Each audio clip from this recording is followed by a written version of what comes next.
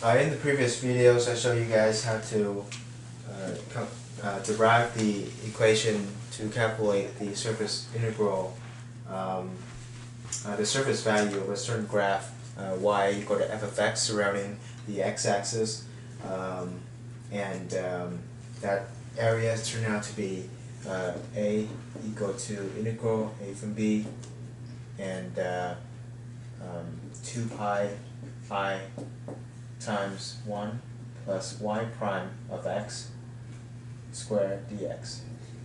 Okay, so this equation apply for when you have a y equal to fx function.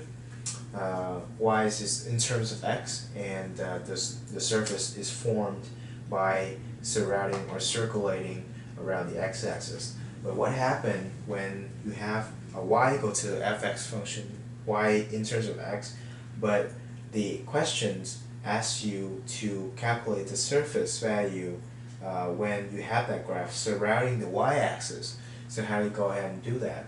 Well, it's the same process as we do derivation for these for this equation. It's just there's a difference is that instead of 2 pi y, you have the areas now become something different. Instead of going from a to b, that's the value of x, you will have the value of y going from c to d, and of course c is going to be smaller than d, and you have 2 pi times x, and x now is a function of y, x is in terms of y. Now you have 2 pi x times 1 plus x prime squared dy. And you see the difference. It's not that much of a difference. It's just that you switch whatever y here, you switch it with an x. It's not that you switch the actual letter, but you actually switch the function. So you turn, when you have a y equal to fx function, you turn that function into a x equal to g of y function, for example. So now we have let's do an example so that we understand this subject better. So we have we're given let's see, what do they ask here? They ask a drinking cup is formed by revolving about the x-axis the arc of the parabola defined by y equal to x squared from point 11 to point 24. Okay, so now we have this segment right here from point 11 to point 24 revolving around the y-axis. So my hand's doing this, it's just the graph is revolving. You can imagine that the graph is going behind the y-axis and it going around like this, and they form a surface. So it's going like this, it's going like that, it's going like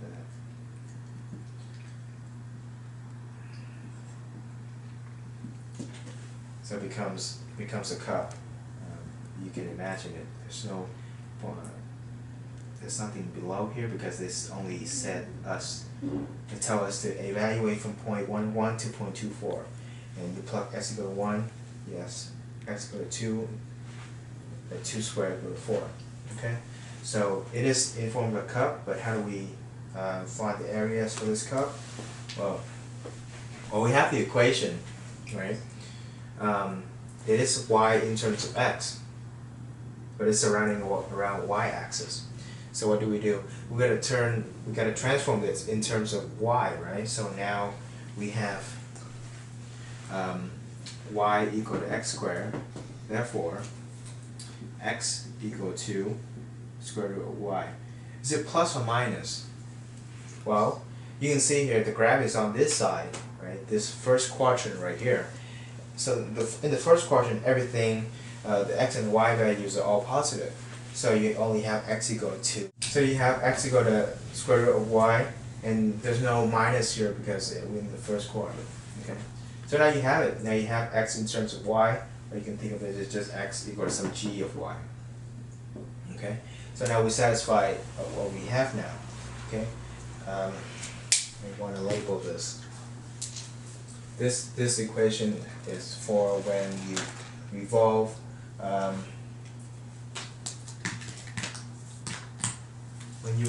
about the y-axis. and this function is when you revolve about the x-axis. Okay? Alright. There's one way to understand it or remember this, right? You have dx, right? The only thing when you have dx is when x is going along the x direction, right? Go from A to B. That's the only times when you have it surrounding the y-axis. That's the only thing that's possible. For y of x, dx is going from the bottom to the top, going in this direction. So it's got to be surrounding that that y-axis. So that's why it's dy. Okay, so you can remember it that way, or you can go ahead and memorize from that, or do derivation again. Okay, so you have x equal to square root of y. Therefore, dx over dy is equal to 1/2 square root of y. Okay. Right, now all we do is just put in the values, and they already give us the endpoints, right? The endpoints is in terms of y, okay? We use this, whatever equation we use, we gotta be consistent. C to D, right? So what is C? C's go from 1 and D go to 4. So therefore, you would have this go from 1 to 4, 2 pi times x equals square root of y. Okay, you're not replacing the letter, you're replacing the function, right? So y times 1 plus x squared, x prime squared is 1, this square would be 1/4 over 1/4 y, right? Perfect. So you can go ahead and distribute that into the square root of both of them, so you can have dy. Okay, so distribute them in. Y in here, that's y over 1/4 y, you have 1/4, okay? So now you can let u equal to y plus 1/4, but you can think of this as just when you do the chain rule, you know, inside here, inside the underneath the square root is a polynomial function in the order of 1, right? So in order of 1, when you do the chain rule, it'll only give you the constant 1. So you don't have to do any, substitution. You can do that, but you can just go ahead and apply the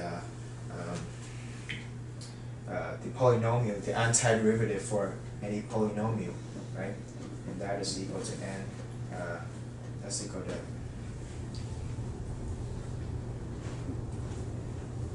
x n plus 1 over n plus 1 plus c. Okay, so now we do this. What do we have for this? If we treat this as one polynomial but with order 1, so this is, you can think of it as just to the power 1/2. Okay, to the power 1/2, so that we would have y plus 1/4, right? 3/2. Since we have 3/2, we're going to times it by 2 over 3. 2 over 3, and that 4 over 3. Okay? Alright. So, and endpoints go from 1 to 4. Okay? And the answer turned out to be, so you plug a 4. So you can leave it like that because it's irrational anyways. So you can, that's your answer, and thank you very much.